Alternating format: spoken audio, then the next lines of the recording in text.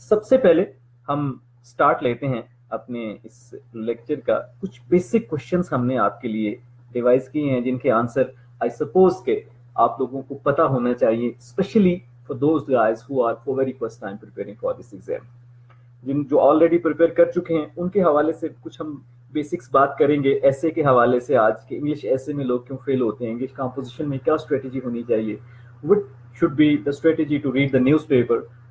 इसके साथ साथ इंग्लिश क्यों इंपॉर्टेंट है, व्हाई इंग्लिश और why students get fail in the English paper. सबसे पहले हमारा जो क्वेश्चन है, कॉमनली जो हमारे माइंड में होता है जब एक स्टूडेंट यूनी से या कॉलेज से ये तैयारी स्टार्ट करने जाता है तो कहते हैं जी व्हाट सीएसएस एग्जाम है। कौन सा एग्जाम है जी? बेटे this is central superior services of Pakistan. Federal level पे जो कॉम्पिटिटिव एग्जाम है उसको हम सीएसएस का एग्जाम कहते हैं, जिसे मुकाबले का इम्तिहान उर्फ आम आप जानते हैं।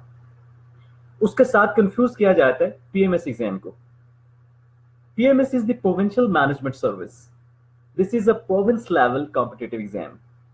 दो चीजें हमें क्लियर होगी कि जो सीएसएस एग्जाम है that is the competitive exam on the federal level, while the PMS is the provincial management service that is the competitive exam on the provincial level। उसके बाद अगला मासूमाना सा सवाल हमारे माइंड में आता है कि ये कौन एग्जाम कंडक्ट करता है। बेटे federal public service commission FPSC की वेबसाइट आप विजिट करते हैं, ये इसको कंडक्ट करते हैं। और अगला question that is the very important question कि who can take the CSS exam, because once you came to now this is a competitive examination I want to appear, सबसे पहला जो सवाल आपके माइंड में यही आता है कि कौन इसमें एग्जाम, क्या मैं इसके लिए एलिजिबल हूँ, मुझे क्या करना होगा। तो उसका जवाब ये है कि any student having the graduation in any subject in the second division, minimum आपकी जो है वो रिक्वायरमेंट सेकंड डिवीजन है। और अगर आपकी ग्रेजुएशन में सेकंड डिवीजन नहीं है बल्कि थर्ड डिवीजन है, देन आपको मास्टर्स डिग्री में जो है वो फर्स्ट डिवीजन रिक्वायर्ड होती है in order to appear in the CSS exam. उसके साथ साथ कुछ आजकल रूमर्स ये भी चल रही हैं कि एज रिलैक्सेशन जो है, सॉरी एज लिमिट जो है, बल्कि क्वालिफिकेशन जो है दैट इज इसको 16 ईयर कर दिया गया है। अभी तक सो फॉर ऐसी कोई डेवलपमेंट नहीं हुई, सिंपली ग्रेजुएशन ही चाहिए as per the rule of the Federal public service Commission. उसके बाद when CSS exam is conducted, बेटे याद रखें कि हर साल फरवरी में एग्जाम होता है, सीएसएस का एग्जाम हर साल फरवरी में होता है। तो समराइज दिस वन कि सीएसएस एग्जाम क्या है, कौन कंडक्ट करता है और कौन इस एग्जाम में पार्टिसिपेट कर सकता है, कौन इसको टेक कर सकता है। उसके बाद फेडरल पब्लिक सर्विस कमीशन हर साल फेब में ये एग्जाम कंडक्ट करता है। आपकी एज लिमिट 21 से 30 साल है इसमें। If you are a government servant और आपका 2 ईयर का एक्सपीरियंस है then you have a 2 year age relaxation as well. उसके बाद अगला जो सवाल आता है कि कितनी दफा आप एग्जाम ये दे सकते हैं। ये all this is also a basic question. आप एक कैंडिडेट 3 टाइम्स अटेम्प्ट कर सकता है between the age from 21 to 30 years. उसके बाद इसके सिलेबस के हवाले से बात करते हैं छोटी सी, कि ताकि बेसिक्स का पता चल जाए आपको कि what's the syllabus and structure of this examination. अब हमें पता चल गया जी मुकाबले का इम्तिहान है फेडरल लेवल पे पूरे पाकिस्तान से। कोई भी कैंडिडेट जो सेकंड डिवीजन के साथ ग्रेजुएट है वो इस एग्जाम को दे सकता है और जिसकी उम्र 21 से 30 साल के दरमियान है। अब अगला सवाल ये आता है कि हमने इस एग्जाम को देना है, what is the structure of examination. क्या ये 100 नंबर का पेपर है, क्या ये एमसीक्यूज हैं, because majority of the people are preparing for the CSS examination and they're just preparing the MCQs. I can see a lot of the people on the social media who are preparing the MCQs, and if we ask आप जी कौन से exam की तैयारी कर रहे हैं, they will definitely answer कि हम जनाब CSS की तैयारी कर रहे हैं। तो इस जो है मिसअंडरस्टैंडिंग को दूर करने के लिए हमें पता होना चाहिए कि ये एग्जाम क्या है और हमने कैसे तैयारी करनी है, इसकी स्ट्रक्चर क्या है। तो बेटे याद रखें कि 1500 मार्क्स का ये एग्जाम है जिसमें आपके 2 पार्ट्स हैं। First is the written examination जो कि आपका 1200 नंबर का है। उसके बाद आपका वाइवा और साइकोलॉजिकल एग्जामिनेशन होता है, मेडिकल होता है, बट इसको फिलहाल आप भूल जाएं बिकॉज अगर आप सीएसएस का रिटन एग्जाम पास करेंगे then you will go for that. Total आपके 1500 मार्क्स हो गए। उसके बाद what are the passing marks. आपको 50% ओवरऑल स्कोर चाहिए मतलब 1200 में से आपने 600 मार्क्स आपके पासिंग मार्क्स हैं। If you secure the 600 marks in the written examination, आप कह सकते हैं कि जी आप रिटन आपने पास कर लिया है। देन हम आते हैं जी रिटन एग्जाम के आगे फर्दर क्या क्लासिफिकेशन है। Written exam is basically comprised of two basic modules, two type of the papers, two type of the subjects. One is the compulsory subjects, आपके 600 मार्क्स के कंपल्सरी सब्जेक्ट्स होते हैं। ये 6 आपके पेपर होते हैं 600 मार्क्स के, ईच कंटेनिंग दी 100 marks. उसके बाद ऑप्शनल सब्जेक्ट हैं आपके। ऑप्शनल सब्जेक्ट भी आपके 6 पेपर होते हैं और 600 मार्क्स के होते हैं, और हर पेपर जो है 100 नंबर का होता है। लेकिन फर्क क्या है कंपल्सरी और ऑप्शनल में? ऑप्शनल सब्जेक्ट ऑलमोस्ट ये आपके तकरीबन 47 के करीब ऑप्शनल सब्जेक्ट्स ऑफर किए हुए हैं सिलेबस में फेडरल पब्लिक सर्विस कमीशन ने, और उसमें से आपने रेलिवेंट वन चूज करने हैं एज पर योर इंटरेस्ट। उसमें ग्रुप बनाए हुए हैं, उस ग्रुप में आगे रिस्ट्रिक्शन है कि इस ग्रुप में आप 200 मार्क्स का सब्जेक्ट ले सकते हैं, 100 मार्क्स का ले सकते हैं, as per your requirement. Anyways, उसके बाद हम देखते हैं कि what are the compulsory subjects. बेटा ये वो सब्जेक्ट्स हैं जो सीएसएस के हर कैंडिडेट ने तैयार करने हैं। It means every candidate who is preparing for the CSS, who will take this the attempt of CSS exam, it's compulsory to take these subjects. सबसे पहले हमारा जो इनको रेड मैंने इसलिए किया हुआ है, बताता हूँ आपको क्यों किया है। इंग्लिश ऐसे 100 मार्क्स का आपका ऐसे होता है, मजमून आपने लिखना होता है ऑन द गिवन टॉपिक। उसके बाद इंग्लिश प्रेसी एंड कंपोजिशन आपका 100 मार्क्स का है। Islamic studies, this is also of the 100 marks. और इन तीनों में आप देख सकते हैं कि 40 आपके पासिंग मार्क्स हैं, 40 आर द पासिंग मार्क्स। अब रेड इसलिए किया है कि अगर इनमें से आप किसी में से फेल होते हैं, then you are fail, total exam में आप फेल हैं, और you have to repeat the whole examination. ये नहीं है कि इसमें आप एक पेपर दोबारा दे सकते। उसके साथ करंट अफेयर्स का आपका पेपर है 100 मार्क्स का, जिसमें आप 40 पासिंग मार्क्स हैं, Pakistan affairs and general science and ability. Basically, these are the subjects जो कि आपकी, these are the alphabets of the CSS. For starting the preparation of the CSS, you have to start from these subjects. Then here come the optional subjects. ये typographic mistake है, 50 नहीं है, ये almost 47 subjects हैं आपके optional subjects, जिनमें से आपने choose करने होते हैं 6 subject as per your requirement. तो हम इसको overall summarize करते हैं for the beginners. Once again, time and again I am saying के ये बिगिनर्स के लिए है जो बिल्कुल इंफॉर्मेशन नहीं है जिनको कि सीएसएस एग्जाम क्या होता है। तो बेटे सीएसएस एग्जाम को अगर हम इस तरह से देखें तो हमें पता चलता है कि एग्जामिनेशन स्ट्रक्चर हमें पता होनी चाहिए और एलिजिबिलिटी क्राइटेरिया पता होना चाहिए। एलिजिबिलिटी क्राइटेरिया में आए तो हमें पता चलता है कि एज लिमिट इसकी कितनी है। 21 से 30 साल की उम्र में आप 3 अटेम्प्ट्स ले सकते हैं। What is qualification requirement? आपको बताया है कि सेकेंड डिवीजन आपकी रिक्वायर्ड है, ग्रेजुएशन। सिंपली यू कैन से ग्रेजुएशन इज रिक्वायर्ड। अब स्ट्रक्चर में बात करें तो हमें पता चलता है कि इसमें आपका रिटन एग्जाम है एक पार्ट, और सेकंड पार्ट इज दी आपका इंटरव्यू। अब इंटरव्यू तब होगा जब आप पास करेंगे रिटन। सबसे पहले हम रिटन पे फोकस करते हैं। ये जो ऊपर जितनी कहानी आपको पढ़ाई है इसका सारा जो है ये करेक्ट है basically. Written exam is comprised of 2 parts. Optional subjects 600 marks के जो आपने खुद चूज करने, you have to opt yourself as per your interest, and compulsory subjects also of the 600 marks. ये आपको चूज करने की जरूरत नहीं है, ये आपको हर बंदे ने ये तैयार करने हैं। इसमें आप इंग्लिश ऐसे की बात करते हैं 100 marks, English precious and composition is also of the 100 marks, Islamic study also 100 marks, current affairs 100 marks, Pakistan affairs is also of the 100 marks, and general science and ability similar. अब इसके बाद हमारा मेन पार्ट जो है वो start होता है, that is basically what are the misunderstandings regarding the CSS examination, जो कि बहुत सारे सीएसएस एस्पायरेंट्स के माइंड में हैं। ये तो एक बेसिक इंट्रोडक्शन था सिलेबस का, बट हमारा जो मेन पार्ट है वो यहां से स्टार्ट होता है कि व्हाट आर द मिसअंडरस्टैंडिंग्स, कौन कौन सी मिसअंडरस्टैंडिंग्स हैं सीएसएस में जो कि हमें फेलियर की तरफ लेके जाते हैं।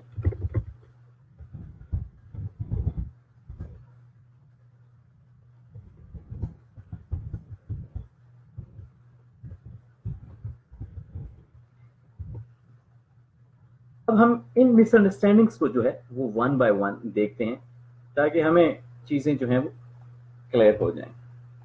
बेटे जब आप सीएसएस की तैयारी स्टार्ट करते हैं, सबसे पहला जो क्वेश्चन आपके माइंड में आता है, बल्कि आपके माइंड में नहीं आता है, once you will discuss that I am preparing for the CSS exam and you will tell your friends, you will tell your family, you will tell your relatives, अब आगे से अगला जो सवाल आएगा, that would be the first no in the way of your success.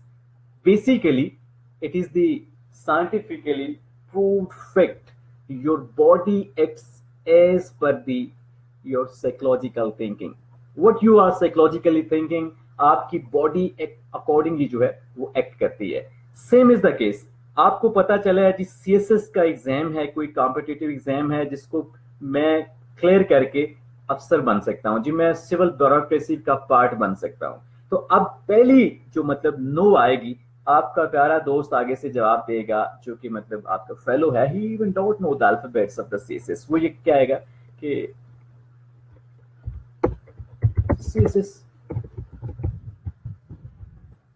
is a very tough exam. Yes, it is a very tough exam. लेकिन आपको ये बैफल कर देगा ये क्वेश्चन, आप सीएसएस की तरफ आने में आपका पहला नो यहां पे लग जाएगा। अगला साथ में वो अपने क्वेश्चन को फोर्टिफाई करेगा, मजीद फोर्टिफाई करेगा। कैसे? CSS has no syllabus। उसके बाद मजीद आपको कहेगा you have to prepare all the available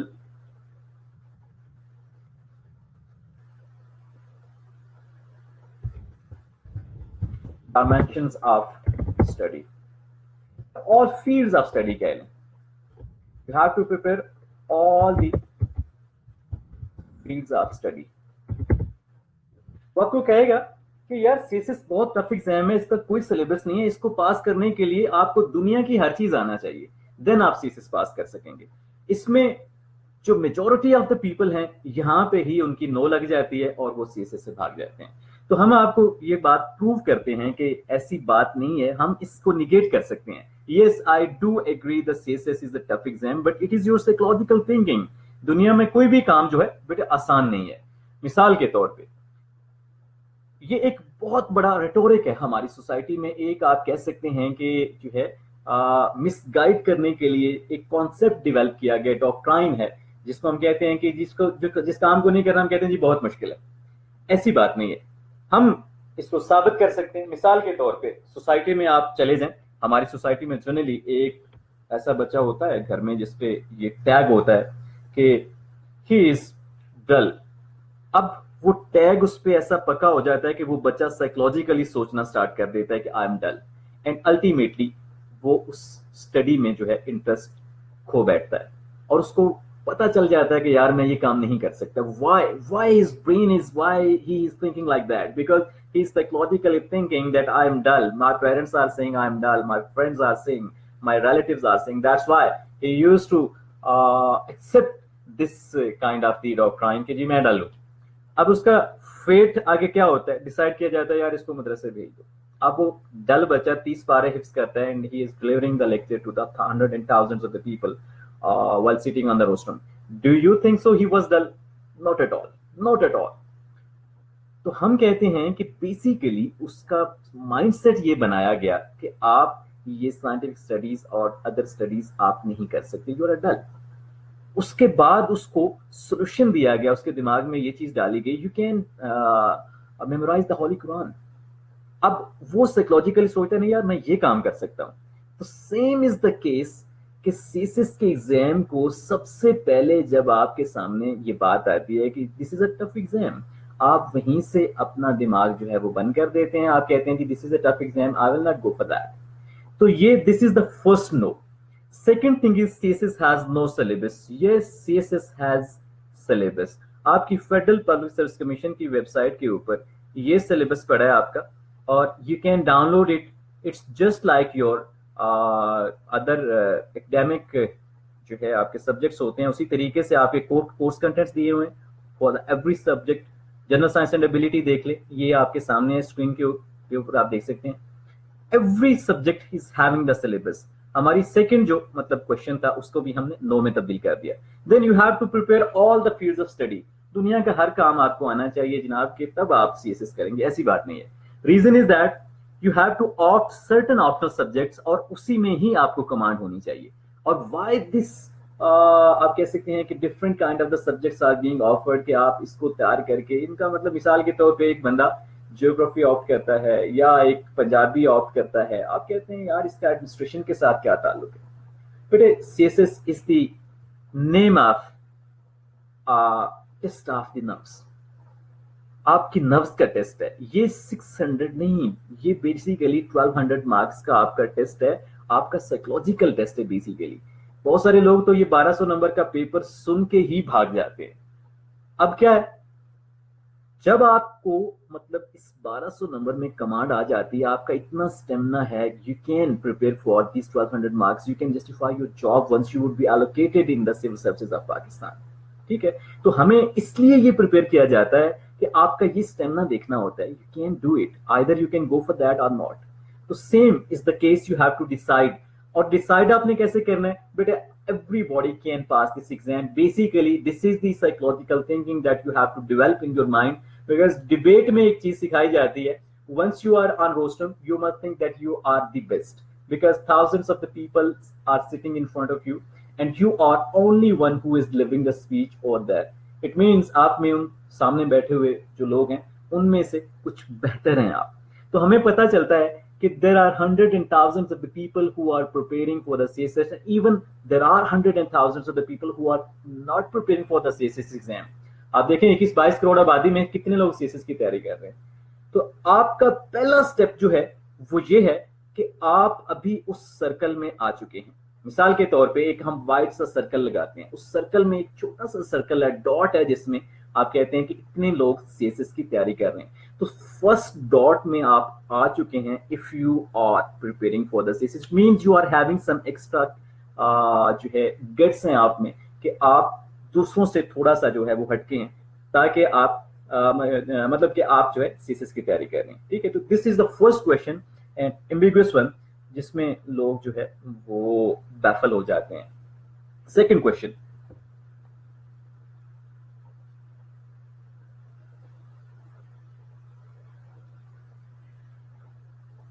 ji next question. अगला क्वेश्चन हमारा मतलब ये आता है कि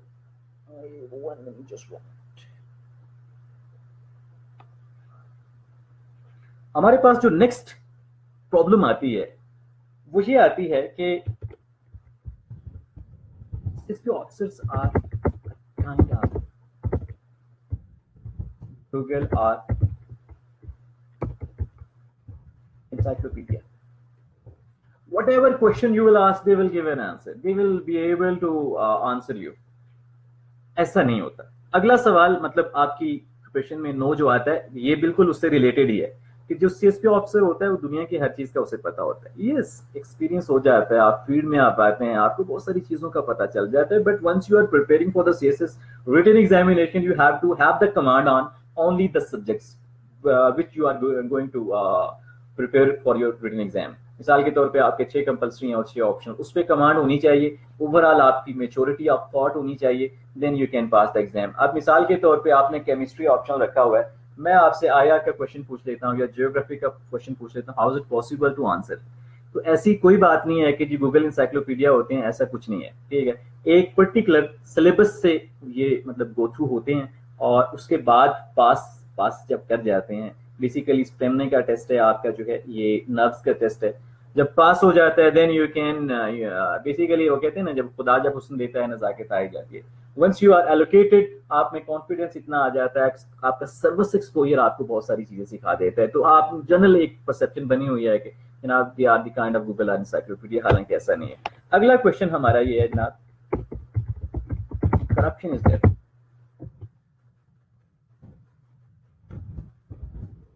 I'm not lucky enough.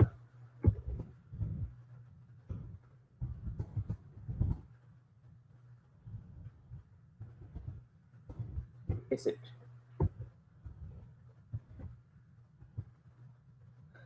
ये वो क्वेश्चन है जो कि, हाँ जी, आपका क्वेश्चन नीचे आ गया है जी कि 1500 to 2000 स्टूडेंट्स आर फुली और seriously prepare for the CSS. Basically there are hundred and thousands of the people who are preparing for the CSS exam. तो हम ये बात कर रहे हैं कि एक कॉमन परसेप्शन है कि जी फेलियर में एक रीजन ये है कि करप्शन है. अगला जी, I am not lucky enough to ace it out और पास दिस एग्जाम. इस पे हम थोड़ी सी बात करते हैं. बेटे, करप्शन की अगर बात होती तो कभी भी जो आपके मिडिल क्लास से, लोअर मिडिल क्लास से और लोग उठ के आपकी सिविल सर्विस में आके एलोकेट हो रहे हैं, तो ऐसा कभी नहीं होता. Basically this is a lame excuse. जब आप फेल हो जाते हैं तो फिर आप बहाने ढूंढते हैं कि जी करप्शन हो गई थी, पेपर आउट हो गया था, थिंग्स लाइक दैट. इसमें कोई हकीकत नहीं. अगर ऐसा होता, basically this is the only examination जिसमें आप कह सकते हैं कि अगर एफर्ट करते हैं तो आप एलोकेट हो सकते हैं. I am not lucky enough to ace it up. इसमें बेटे इसका जवाब ये है कि मैं लकी, ये this CSS is the name of luck, it's the game of luck. ये भी एक कॉमन आइडियोलॉजी है अमंग द सीएसएस एस्पायरेंट्स कि जी मैं लकी हुआ तो मैं पास कर जाऊंगा, अदरवाइज कोई नहीं है. जैसे आप कहते हैं जी मेरा वो जो है तुक्का लग गया, ऐसी बात नहीं है बेटे. लकी होने में भी आपको जो है अंडरस्टैंड करना चाहिए व्हाट इज लक. मिसाल के तौर पे आप ट्रेवल कर रहे हैं किसी जगह के ऊपर. मिसाल के तौर पे आप इस्लामाबाद से लाहौर जाते हैं, आपके पास गाड़ी ही नहीं है, ठीक है, आप घर में बैठे हैं अपने बेड में. आप कहते हैं जी if I am lucky enough I will reach. How is it possible to reach Lahore? फिर मैं कहता हूँ आप गाड़ी में बैठ जाते हैं, बट आपकी गाड़ी के टायर ही नहीं है. How is it possible? आप कहते हैं जी if I am lucky enough I will reach. Not at all. आपके टायर भी हैं बट फ्यूल नहीं है गाड़ी में. You won't be able to reach Lahore. उसके बाद आपकी गाड़ी का इंजन भी है, फ्यूल भी है और टायर भी हैं, बट उसकी कैपेसिटी इंजन की नहीं है कि वो पहुंच सके. How you can say if I am lucky enough I will reach Lahore? तो बेटे सेम इज द केस कि जब आपने लाहौर पहुंचना है तो उसके लिए सबसे पहले आपको ये प्री रिक्विजिटीज पूरी करनी है जो जाने के लिए जरूरी है. Then you can say if I am lucky enough I will reach Lahore. Same is the case with the CSS examination. आपको 600 नंबर के कंपल्सरी और 600 के ऑप्शनल कम से कम आते हों, देन आप कह सकते हैं कि if I am lucky enough I will get allocation. ठीक है. अब ये बात शुरू में ही कह देना जी ये तो गेम ऑफ लक है, ऐसी बात नहीं है. First of all you have to fully prepare. और जो फेल होते हैं लोग, majority of the people get fail in this exam, allocation नहीं हो पाती. अगर उनको कहा जाए कि आप अपने दिल से पूछें क्या उन्होंने उतना पढ़ा था कि जितनी उनकी कैपेसिटी थी, answer would be no. Exceptions are there. तो हम ये कहते हैं कि लक फैक्टर भी तब आता है जब आपको कोई चीज आती है. ठीक हो गया. उसके बाद अगला सवाल ये है कि ओके ना,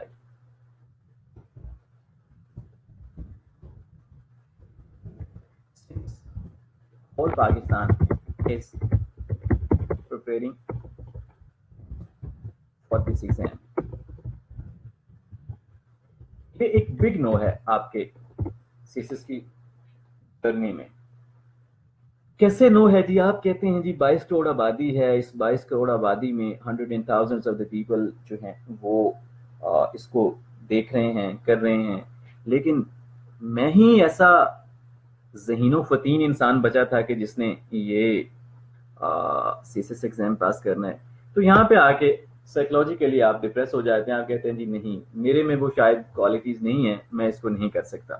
तो इसमें हमारे पास जो है हम इसको प्रूव कर सकते हैं. आप पाकिस्तान की कोई भी डिग्री उठा के देख लें, पाकिस्तान का कोई भी जॉब उठा के देख लें, कोई सेक्टर उठा के देख, आप बिजनेस स्टडीज को देख लें, आप जो है वो इंजीनियरिंग को देख लें, मेडिकल को देख लें, आप आईटी सेक्टर को देख लें, किसी सेक्टर में आप देख लें कि every year number of graduates कितने हैं. हर साल पूरे पाकिस्तान में प्राइवेट और पब्लिक इंस्टीट्यूशन से कितने लोग ग्रेजुएट हो रहे हैं, आपको ये थाउजेंड्स में मिलेंगे. सिमिलरली आप अगर एक साल के अंदर गवर्नमेंट की जॉब्स देखें तो आपको वो जो लेवल है बहुत कम मिलेगा. मिसाल के तौर पे 20,000 आर ग्रेजुएटिंग इन 1 ईयर और आपको मैक्सिमम, अगर मैं कहूँ मैक्सिमम, हाँ जो है ना वो 1000 जॉब मिलेगी, गवर्नमेंट की जॉब एक साल के अंदर जो के आती हैं, और 19,000 बेरोजगार रह जाएगा. सिमिलरली हम 3 साल का डेटा निकालें तो हमारी 1000 जॉब्स के लिए कम से कम जो है 50-60 हजार लोग अप्लाई कर रहे होते हैं और बड़े सुकून के साथ जा रहे होते हैं, यार I am going to prepare for that particular exam to have that job. और कोई साइकोलॉजिकल प्रेशर नहीं है, कोई कुछ नहीं है, कहते हैं जी ये हो जाएगी। ऑल दो के मतलब आपके कॉम्पिटिटर्स कितने हैं, 50-60 हजार, जॉब कितनी है, 1000 या 500, उसमें आप बिल्कुल टेंशन नहीं ले रहे। लेकिन जब सीएसएस का नाम आता है तो साइकोलॉजिकली आप वहीं पे नर्वस हो जाते हैं।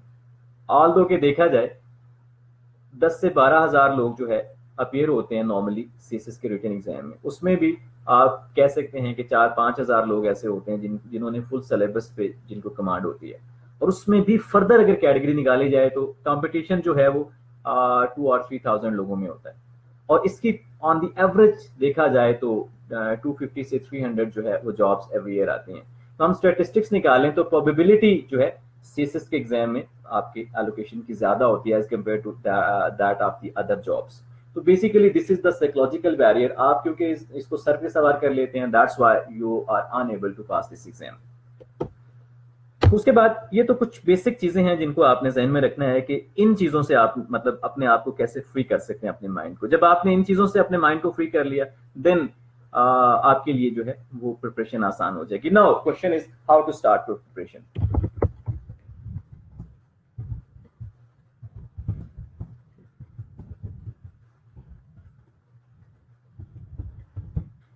इसके एग्जाम की प्रिपरेशन कैसे स्टार्ट की जाए, ये एक बहुत अच्छा क्वेश्चन आता है हमारे माइंड में। एक मतलब जनरली लोग जो हैं इसको देखते हैं, स्पेशली द बिगिनर्स जो हैं वो उनके लिए ये this question is of the prime importance कि कहाँ से स्टार्ट करें। लोगों को पता नहीं होता, क्योंकि आप किसी सीएसपी ऑफिसर के पास जाते हैं, उसके पास टाइम नहीं होता, वो कहता है बेटा आप अखबार पढ़ें। किसी और के पास जाते हैं वो कहते हैं जी आप इंग्लिश से सारी स्टार्ट कर लें। किसी के पास जाते हैं वो कहेगा जी आप पाकिस्तान अफेयर्स की किताब उठा के पढ़ना शुरू करते हैं। But you don't know what would be the strategy, what would be the method that you will use for preparation of this particular exam. तो होगा क्या, अल्टीमेटली आप कुछ 2-3 महीने इधर उधर के चक्कर लगाने के बाद अल्टीमेटली आप कहेंगे यार this is not for me, मैं इस एग्जाम में जो है वो प्रिपरेशन नहीं कर सकता, लिहाजा मुझे भागना चाहिए इससे। तो जनरली लोग इससे भाग जाते हैं। तो बेटे जो मैंने अभी आपको बात बताई है स्टार्ट में, first of all go for the syllabus.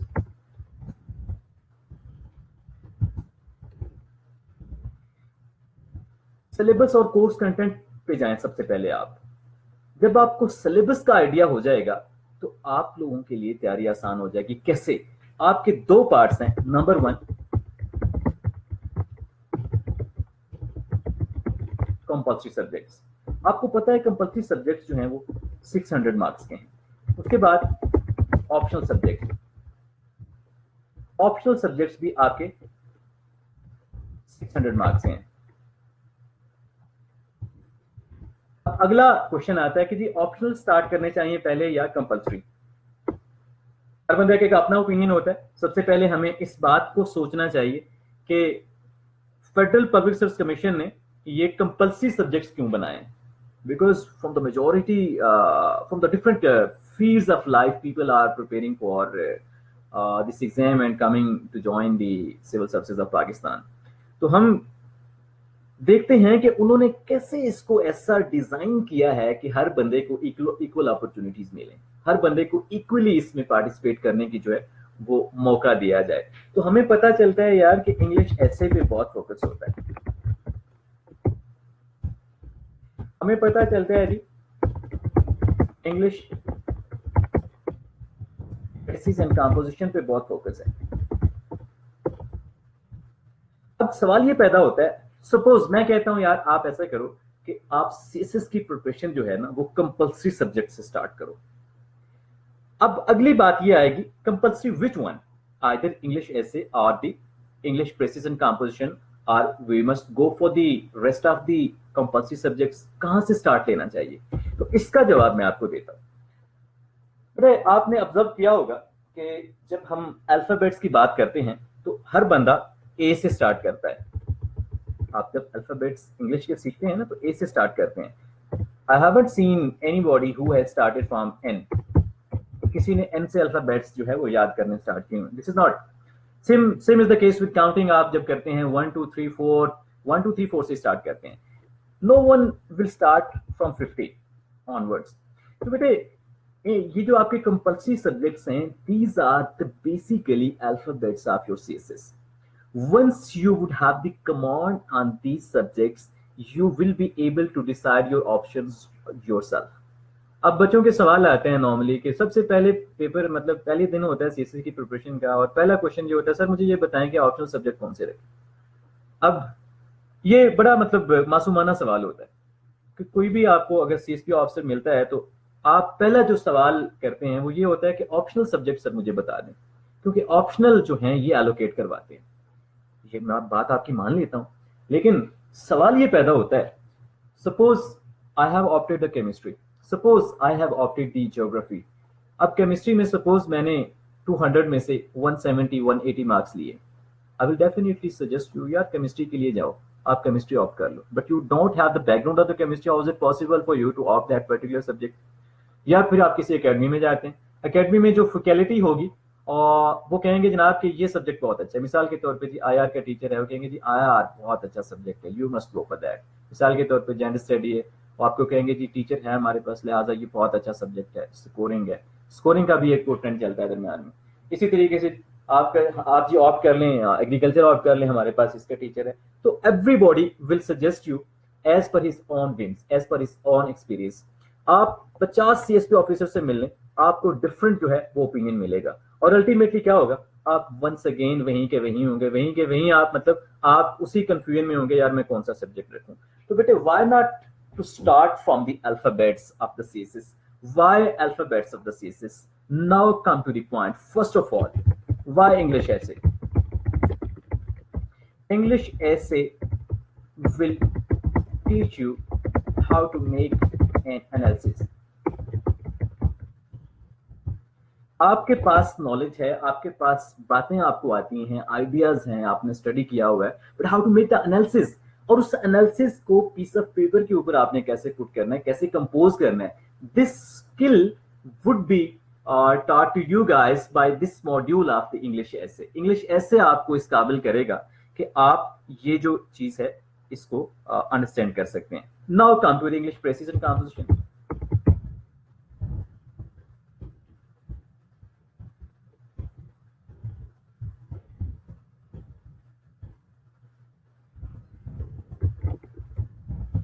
ये क्या करेगी, ये आपको बताएगी हाउ टू राइट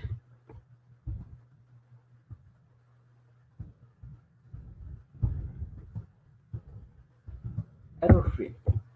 आपने कंपोजिशन कैसे करनी है आइडिया की, कंपोज एरर फ्री राइटिंग आपने कैसे करनी है, ये चीज आपको ये बताएगी. अब अगली मैं बात करूंगा कि कहां से स्टार्ट करने इंग्लिश ऐसे कैसे स्टार्ट होगा. ये बेसिकली न्यूज़पेपर से हम स्टार्ट करेंगे, एक मॉड्यूल बनाएंगे हम इंग्लिश का कि आप न्यूज़पेपर से स्टार्ट करेंगे, वोकैबुलरी से आएंगे, फिर आप रेसिपी चलेंगे, then you will go for the English essay. ये एक मॉड्यूल मैं बताता हूं अभी आपको, but now focus what I am saying right at the moment.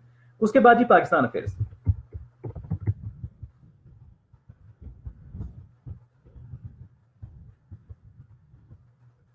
Affairs will teach you, give you information regarding history of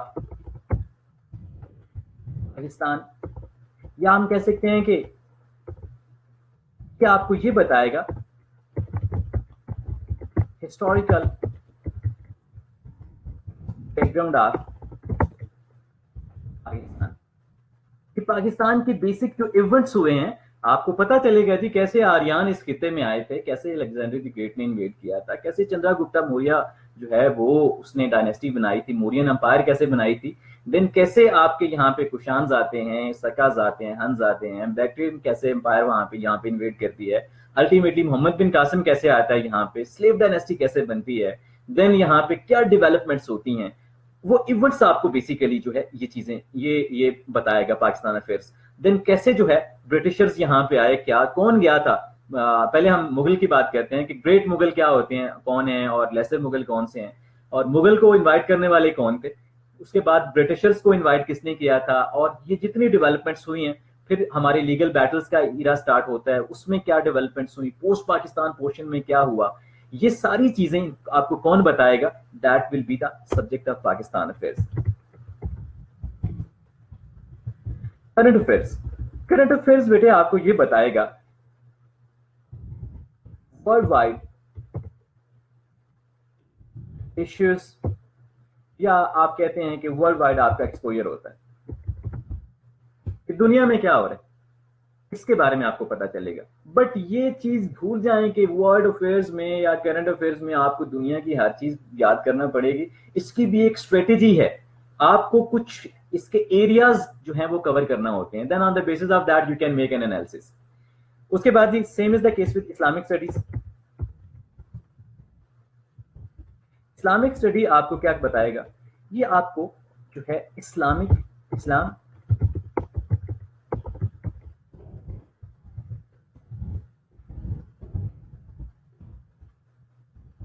other religions, इसके बारे में इंफॉर्मेशन देगा। कैसे, आप ऐसे में कोट कर रहे हैं, आपको पता है जी इस्लाम में ये हुआ था, वहां से मैंने एक एग्जांपल उठानी है, अदर रिलीजन में ये हुआ था, वहां से मैंने एग्जांपल उठानी है, you can make your analysis. तो सेम इज द केस, यहां से आप अपना नॉलेज फोर्टिफाई करेंगे। उसके बाद general science and ability, GSA जिसे आप लिखते हैं, जनरल साइंस एंड एबिलिटी आपको बताएगी जनाब कि वर्ल्ड वाइड आपकी साइंटिफिक कौन सी डेवलपमेंट्स हुई हैं, basic, this is a very basic knowledge, या बेसिक जो आपका मैथमेटिक्स है या आपके एनालिटिकल स्किल्स हैं उनका टेस्ट है बेटे। Once you will be adroit at these 6 subjects, आपको हम कहते हैं कि जी आप सीएसएस के हवाले से जो है ना नॉलेज वाइज आप मेजोरिटी की तरफ आ रहे हैं। और जब आपको इन पे कमांड हो जाती है, you would be able to select your optional subject, elect your optional subjects yourself, you don't need to go anywhere. अब ऑप्शनल सब्जेक्ट आपने कैसे तैयार करने हैं इसके बाद, या कैसे आप करने हैं, first of all go for the syllabus. ठीक है जी, आप क्या करें कि ऑप्शनल सब्जेक्ट्स का सिलेबस देखें, उसके पास्ट पेपर्स देखें।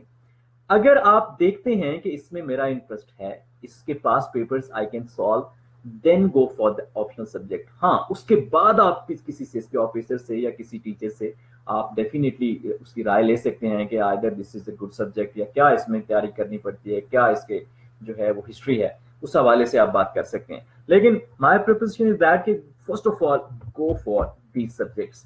अब ये तो हमें पता चल गया जी, हमें सबसे पहले कंपल्सरी सब्जेक्ट तैयार करने हैं। नाउ हाउ, कैसे, सबसे पहले कौन सा सब्जेक्ट तैयार करना है, कैसे हमने तैयार करना है। चले हम उसी बात को आगे बढ़ाते हैं कि majority of the people are advised कि आप ऐसा करें कि न्यूज़पेपर पढ़ें। न्यूज़पेपर पढ़ने का बात बताया जाता है, but majority of the people don't know how to read the newspaper. कौन से पार्ट उसके पढ़ने हैं, कुछ जो है वो शोबस की न्यूज़ पढ़ते हैं, कुछ जो है स्पोर्ट्स में इंटरेस्ट होता है, कुछ का ओपिनियन में इंटरेस्ट होता है। There are different categories of the students, CSS aspirants specially. अब वो अपने तरीके से, अगली बात ये होती है, वो कहते हैं जी vocabulary is the main issue.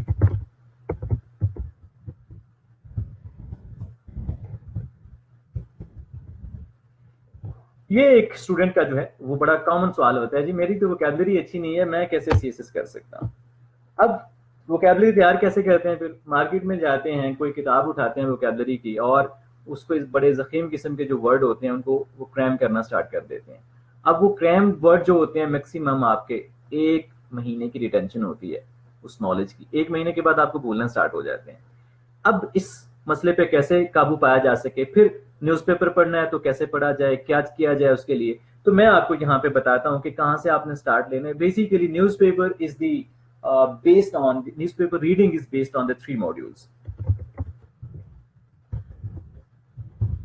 Module number 1, इसमें आपने क्या करना है,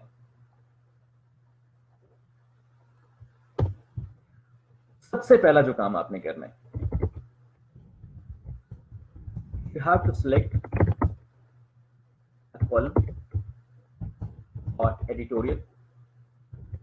आपने कोई कॉलम या एडिटोरियल सेलेक्ट करना है अपनी मर्जी का, कोई भी न्यूज़पेपर ले लिए, जरूरी नहीं है कि आप डॉन ही पढ़ें।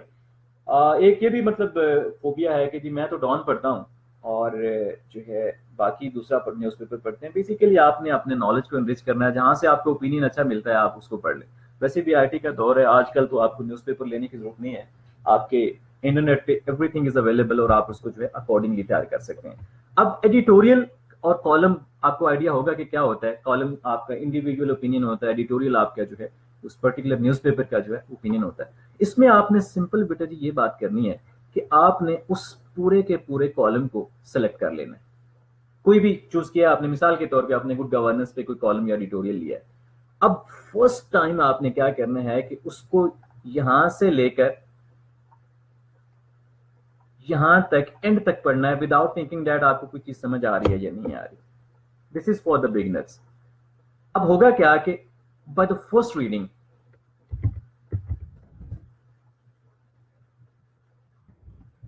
Read it completely. आप इसको कंप्लीटली रीड करें विदाउट थिंकिंग दैट आपको कोई चीज समझ आती है। आपका टारगेट ये होना चाहिए कि मैंने इसको कंप्लीट करना है। You will get an idea. आपको तकरीबन जो है इसका 30%, 30 to 40 कह लें। लोग तो मतलब 100% भी समझ जाएंगे, लेकिन मैं ऑन एवरेज बात कर रहा हूँ। 30 to 40% आपको आइडिया हो जाएगा इसमें क्या कह रहा है। उसके बाद आपने फिर आप क्या करना है कि सेकेंड रीडिंग। सेकेंड रीडिंग में आपने क्या करना है, underline the difficult words. Difficult words को आपने अंडरलाइन करते जाना है। जब आप इनको अंडरलाइन कर लेंगे तो उसके बाद आपने फिर अपना एक खूबसूरत सा रजिस्टर बनाना है, जिस पे आपने क्या लिखना है मैं आपको अभी बताता हूं।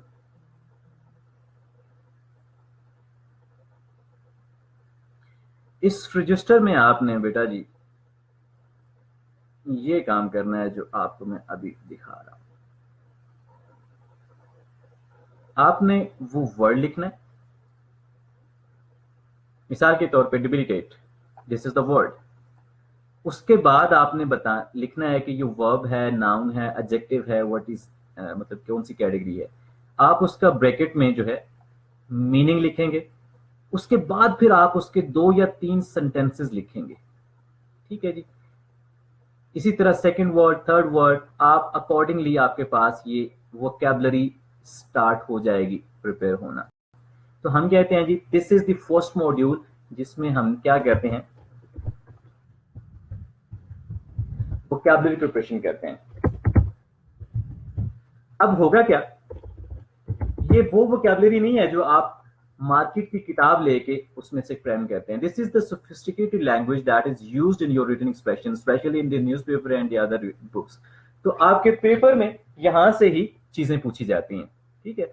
अब ये नहीं है कि जी वो बैरन की किताब उठाएगा या कोई और किताब उठाएगा, उसमें से वो वर्ड उठाएगा, वो वाले वर्ड पूछेगा जो कॉमनली आपकी सोफिस्टिकेटेड लैंग्वेज में यूज होते हैं। तो हमारा क्या होगा जी, आपने मतलब 2 चीजें कर ली हैं। फर्स्ट ऑफ ऑल आपने सेलेक्ट किया इसको। उसके बाद अगली बात जो आपने काम किया, आपने उसको फर्स्ट रीडिंग दी है। उसके बाद आपने उसको डिफिकल्ट वर्ड्स को अंडरलाइन कर लिया। अब जब आपने अंडरलाइन कर लिया, उसके बाद आपने रीडिंग, तीसरी रीडिंग आप देनी है। You will get the 100% idea of that piece of writing। अब होगा क्या, हो सकता है कि जी जो बिगनर्स हैं 1 घंटा लग जाए उनको एक कॉलम पढ़ने में, लेकिन होगा क्या, हो सकता है पहले दिन आपको वोकैबुलरी के जो है ना वो 15 वर्ड मिल जाए। अब होगा with the passage of time ये वर्ड रिपीट होना स्टार्ट हो जाते हैं, न्यूज़पेपर के वर्ड। डेली बेसिस पे आप ये एक्सरसाइज करते रहे, 1 महीने तक आपके ऑलमोस्ट जो है वो 1000 के करीब जो है वोकैबुलरी तैयार हो जाएगी। ऑलमोस्ट 1000 वर्ड आपके vocabulary. This is the sophisticated vocabulary.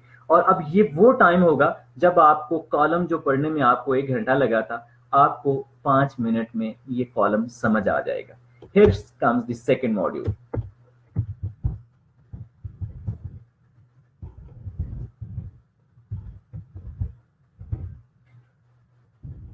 अब सेकंड मॉड्यूल में आपने क्या करना है, सेकंड मॉड्यूल में you will read the column या एडिटोरियल जो भी आप सेलेक्ट करते हैं।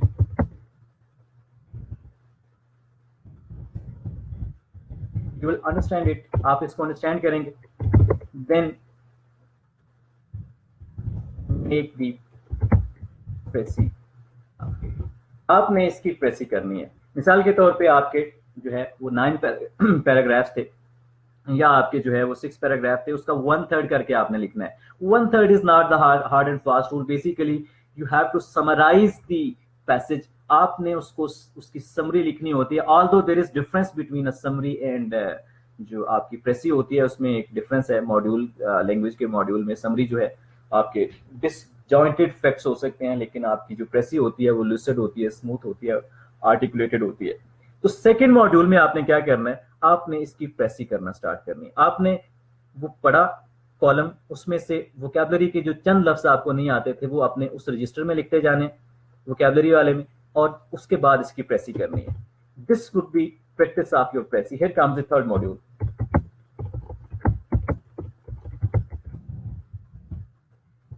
अब इस थर्ड मॉड्यूल में आपने क्या करना है कि 1 महीना वोकैबुलरी, उसके बाद 1 मंथ का आपने ये प्रेसी का जो है प्रैक्टिस करनी है।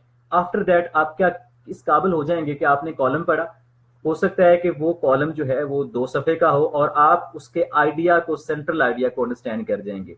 इससे आपकी रीडिंग पावर बनेगी और आपकी बुक रीडिंग की हैबिट जो है वो बनेगी, और अल्टीमेटली आपको जो नॉलेज है, आप कह सकते हैं कि अपने नॉलेज को आप इनरिच कर सकते हैं। Then here comes the third module. Third module में आपने क्या करना है, आपने कॉलम पढ़ा,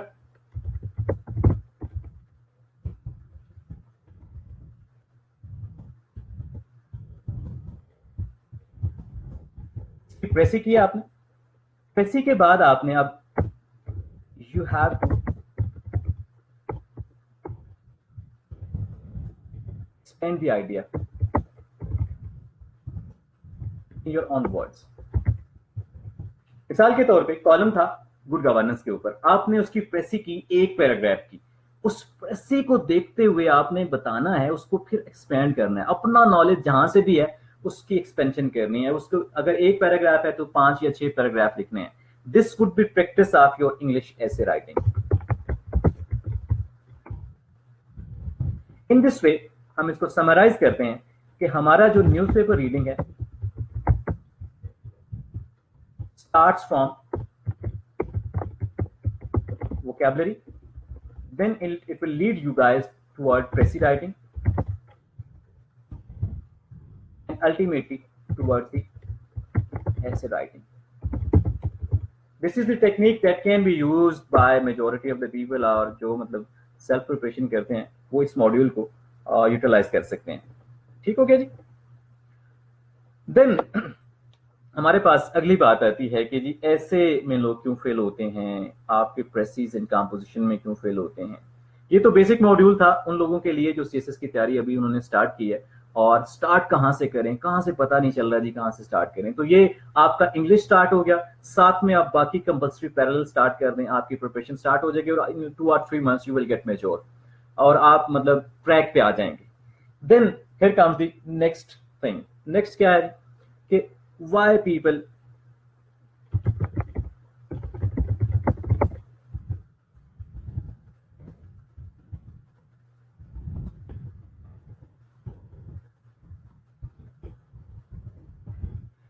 इंग्लिश ऐसे पेपर में लोग क्यों फेल होते हैं, क्या वजूहात हैं जी, क्या मुसीबतें हैं जिसकी वजह से हम कहते हैं कि इंग्लिश ऐसे फेल हो जाता है।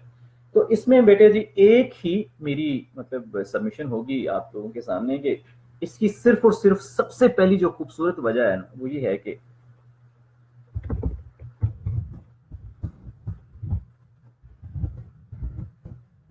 Student do not prepare for it. इसको लोग तैयार ही नहीं करते। अब इसकी तैयारी के लिए मतलब मजीद कुछ मिसअंडरस्टैंडिंग्स हैं, जैसे हमने पहले सीएसएस के बारे में देखी, ऐसे के बारे में भी कुछ मिसअंडरस्टैंडिंग्स हैं। सबसे पहली जो मिसअंडरस्टैंडिंग है, ऐसे हैज नो रूल। ऐसे राइटिंग का कोई रूल ही नहीं है। अब गोरे ने एक पूरा मॉड्यूल दिया है आपको ऐसे राइटिंग का, और वो इतना मतलब निकम्मा था कि उसको पता ही नहीं चला कि रूल भी है इसका या नहीं है। तो this is basically a lame excuse, इसको ना तैयार करने का एक बहाना है। ऐसे इज हैविंग रूल्स, आपको पता है कि इसके रूल्स होते हैं और उसके एज पर रूल्स ही लिखा जाता है। वाई आप देखें, सिलेबस कभी देखा है किसी ने सीएसएस का ऐसे का? नहीं, किसी ने नहीं देखा होगा, क्योंकि ऐसे की तैयारी कोई करता ही नहीं है, फिर क्यों देखें। Come to the syllabus. This is syllabus of your essay, जिसको आपने कभी नहीं कंसिडर किया। वो क्या रिक्वायर कर रहा है कैंडिडेट से? Candidates are expected to reflect comprehensive पहली बात कि आपका ऐसे कॉम्प्रिहेंसिव होना चाहिए। अगली बात, एंड रिसर्च बेस्ड नॉलेज आपका होना चाहिए। क्या आप ऐसे पे रिसर्च करते हैं? नहीं, बिल्कुल नहीं। आप तो कहते हैं जी हम बाकी सब्जेक्ट तैयार कर लेते हैं और उसके बाद क्या होगा कि आखिरी 3 महीने में कहीं जाके एकेडमी पढ़ लेंगे और ताज़ा ताज़ा ऐसे लिख के पेपर में लिख के आ जाएंगे, तो फिर वो ताज़ा ताज़ा आप फेल होते हैं इसके साथ। अगली बात, क्या चीज कैंडिडेट्स की जो है वो चेक करता है ऐसे राइटिंग में? आपकी articulation. First of all, what is articulation आपको पता होना चाहिए। देन आपका expression, it means he is talking about the language. आपने कौन सी लैंग्वेज इस्तेमाल करनी है, कैसी आपने लैंग्वेज, लुसिड होनी चाहिए, पार्लियामेंटेरियन लैंग्वेज होनी चाहिए, या कि आप स्वीपिंग स्टेटमेंट दे सकते हैं या नहीं, क्या आप मतलब क्या कौन सी लैंग्वेज आपने इस्तेमाल करनी है। उसके बाद technical treatment of style of English essay. What is style of English essay writing? Here comes the rule कि आपने ये चीजें जो हैं वो फॉलो करनी है, but nobody knows about it. आप क्या करते हैं? आप सिंपली न्यूज़पेपर पढ़ते हैं, न्यूज़पेपर का पैटर्न आपके पास मौजूद है, column writing, summary writing, editorial writing, और मार्केट से आपने किताबें खरीदी थी, उसमें जो है वो जिस तरीके से वो कॉपी पेस्ट मटेरियल मतलब मिल गया आपको, आपने उसी को याद करके पेपर में लिखा है, आप बड़े खुश थे जी टॉपिक पे 100% में लिख के आ गया। जब रिजल्ट आया तो आपके 100 में से नंबर आया जी 10। आप सर पकड़ के बैठ जाते हैं जी करप्शन हो गई थी, आई एम नॉट लकी इनफ, फिर ये लेम एक्सक्यूजेस आते हैं। हालांकि ऐसा नहीं होता। आपने बेसिकली ऐसे को प्रिपेयर ही नहीं किया as per the requirement of English ऐसे। क्या रिक्वायरमेंट है जी, कैसे आपने तैयार करना है? You have to understand the rules of essay writing. आप याद रखें कि जो देसी टेक्निक्स इस्तेमाल हो रही हैं ऐसे को तैयार करने की, सबसे पहले उसमें यह है कि आप क्रैम कर लेते हैं, आप एक दो ऐसे क्रैम कर लेते हैं, फिर उसको आप अकॉर्डिंगली जो है उसको जो है मॉडिफाई करके मोल्ड करके एज पर जो टॉपिक लिख के आ जाते हैं अपनी जान छुड़ाने के लिए। अगला काम यह करते हैं स्टूडेंट्स जो है वो 15 to 20 पैराग्राफ्स याद कर लेते हैं और उन पैराग्राफ्स को फिर क्या करते हैं वो पेपर के अंदर रिप्रोड्यूस करके आ जाते हैं एज पर दी टॉपिक, उसको मोल्ड करने की कोशिश करते हैं। But this is a faulty kind of the technique. आपको पता है ऐसे राइटिंग क्यों आपको सिखाई जाती है? Because you have to communicate in English in your official settings once you be allocated in CSS exam. आप किसी भी सर्विस में जाते हैं, आपको अगर इंग्लिश में कमांड नहीं है तो आपको जो है प्रॉब्लम रहेगा थ्रू आउट योर सर्विस। तो उसके लिए ये बात की जाती है कि आप कितना मतलब अपनी बात को कंसाइज और कितने खूबसूरत तरीके से अपना मैसेज दूसरों तक पहुंचा सकते हैं। आपको पता है ना कि कम्युनिकेशन क्या है? What is communication? Communication is basically the combination of 4 skills. आपकी रीडिंग, जो मैंने आपको बताया कि आपने न्यूज़पेपर रीडिंग से लेनी है, उसके बाद आपकी राइटिंग,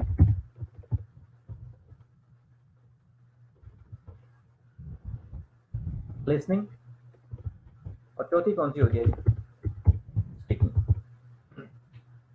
ये सारी जब चीजें मतलब कंबाइन होती हैं देन हम कहते हैं जी कम्युनिकेशन का प्रोसेस कंप्लीट हुआ है। बट आपके इंग्लिश ऐसे के अंदर सिर्फ एक ही मॉड्यूल यूज होना है and you have to communicate.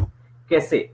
मिसाल के तौर पे आप एक वकील हैं, आपके सामने एक केस आता है और केस को आपने डिफेंड करना है इन फ्रंट ऑफ द जज साहब। आप अपने आर्गुमेंट देते हैं, आप समझाने की कोशिश करते हैं, जज उस पर एग्री करता है या डिसएग्री करता है, इट्स हिज डिस्क्रिप्शन। लेकिन इंग्लिश ऐसे के पेपर में आपका जज जो है आपका पेपर चेकिंग करने वाला है। आपका वकील कौन है? Who is your lawyer? आपका वकील जो है वो आपका पेपर है। आपका पेपर आपकी थॉट्स को अगर तो एग्जामिनर तक पहुंचा दिया उसने सही तरीके से जो आप कहना चाहते थे, तो इट मींस आपके पासिंग के चांसेस बन रहे हैं। लेकिन अगर आपने आइडिया लिखना कुछ और चाहा, जब आपने पेपर के ऊपर कंपोज किया उसका मफहूम कुछ और बन गया, तो आपका पेपर अच्छा वकील साबित नहीं होगा और आप केस हार जाएंगे और ultimately you would B fail in CSS English ऐसे पेपर। ठीक है जी। तो सबसे बड़ा प्रॉब्लम ये है कि आपका कम्युनिकेशन बैरियर होता है। ऐसे के बारे में एक और भी मतलब मार्केट में खबरें होती हैं जो आम मतलब र्यूमर्स हैं कि ऐसे के लिए आपको जनाब टफ वोकैबुलरी इस्तेमाल करनी है। आपने ऐसी जखीम किस्म की वोकैबुलरी इस्तेमाल करनी है कि जनाब एग्जामिनर इंप्रेस हो जाए, आपका चेक करने वाला इंप्रेस हो जाए। बेटे याद रखें कि this is the wrong practice.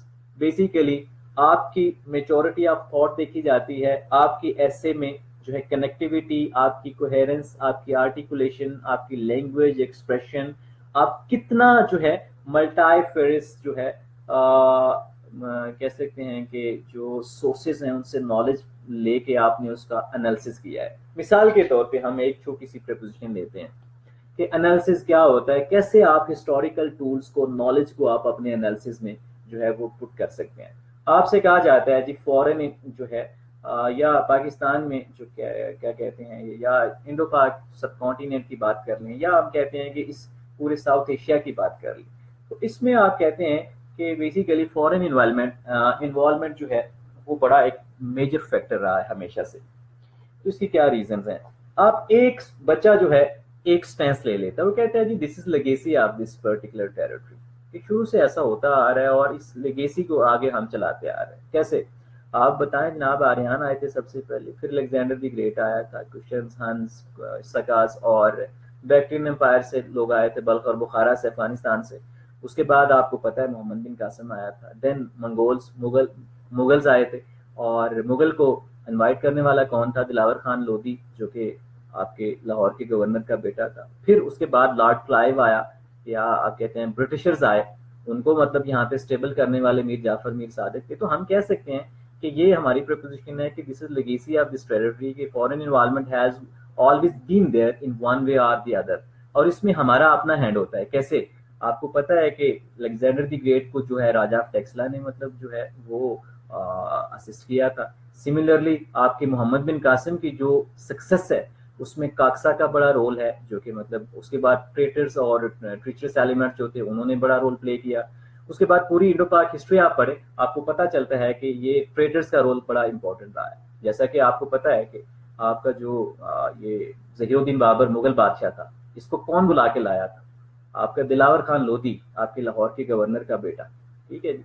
तो वो उसे बुला के लाया था कि जी आप हमला करें आगे यहाँ। सिमिलरली आप देखें ब्रिटिशर्स को, एक साइड पे आप बैटल ऑफ प्लासी को देखें, नवाब सिराजुद्दौला जो है वो 40,000 की फोर्स के साथ सामने आता है, और लॉर्ड क्लाइव सिर्फ 950 बंदों के साथ, लेकिन लॉर्ड क्लाइव 950 के साथ जीत जाता है जंग। और क्या होता है कि नवाब साहब को एग्जीक्यूट कर दिया जाता है। Why? It was the treachery of Mir Jafar.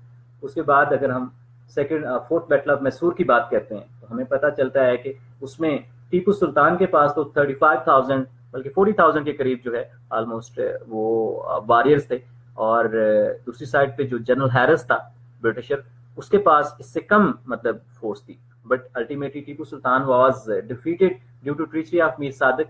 हम कह सकते हैं कि ये बेसिकली हमारे इंटरनल फैक्टर्स जो हैं उनकी ही वजह से। अब मोहम्मद बिन कासिम का मुल्तान में वो जीतना जंग का, या उनका वो पानी शानी बंद करना, ये सारे इंटरनल एलिमेंट्स हैं जो बताते हैं। तो इन चीजों को आप कैसे एनालिसिस में सिंप्लीफाई करके अपना एनालिसिस स्ट्रॉन्ग कर सकते हैं, या अपनी बात को जो है वो सेंसिटाइज कर सकते हैं। This is basically practice that you have to adopt in your English essay. अब कैसे होगा? तो उसके लिए बेटे मॉड्यूल हैं आपके। ऐसे राइटिंग कैसे आपने स्टार्ट करनी है, किस तरीके से करनी है, इसके लिए बेसिक मॉड्यूल्स हैं आपके, क्रिएटिव राइटिंग के मॉड्यूल्स। अब क्रिएटिव राइटिंग कहाँ से स्टार्ट होती है? It's from the very basic चीज़ें आपने बेसिकली अपनी थॉट्स डेवलप करनी होती हैं, मल्टी डायमेंशनल चीज़ों पे आपने सोचना होता है, डिफरेंट डायरेक्शन से, सोर्सेज से आपने नॉलेज लेना होता है, कैसे कंपाइल करना है। इंशाल्लाह अगले जो नेक्स्ट सेशन होगा उसमें ये सारी चीज़ें जो हैं वो डिस्कस करेंगे कि आपने क्रिएटिव राइटर कैसे बनना है। तो सीएसएस के ऐसे राइटिंग के लिए सबसे पहला जो मॉड्यूल है that is the creative writing, और क्रिएटिव राइटिंग के बाकायदा मॉड्यूल हैं। ऐसे याद रखें, ये मुश्किल नहीं है, this is not a very difficult task, बल्कि ये क्या है कि ये एक स्किल है, और आपको स्किल हासिल करने के लिए थोड़ी सी प्रैक्टिस करना पड़ती है। आपने अकॉर्डिंगली प्रैक्टिस करनी है, इंशाल्लाह you will be able to race it out, और ये कोई एक बड़ी इशू नहीं रहेगा। अपने नेक्स्ट सेशन में इंशाल्लाह डिस्कस करेंगे कि कहाँ से आपने क्रिएटिव राइटिंग के मॉड्यूल स्टार्ट करने हैं, और फिर प्रेसिड राइटिंग जो है उस हवाले से बात करेंगे कि इंग्लिश प्रेसिड राइटिंग कहाँ से आपने तैयारी करनी है। See you guys in the next session, take care, अल्लाह हाफिज़ फ्रॉम माय साइड।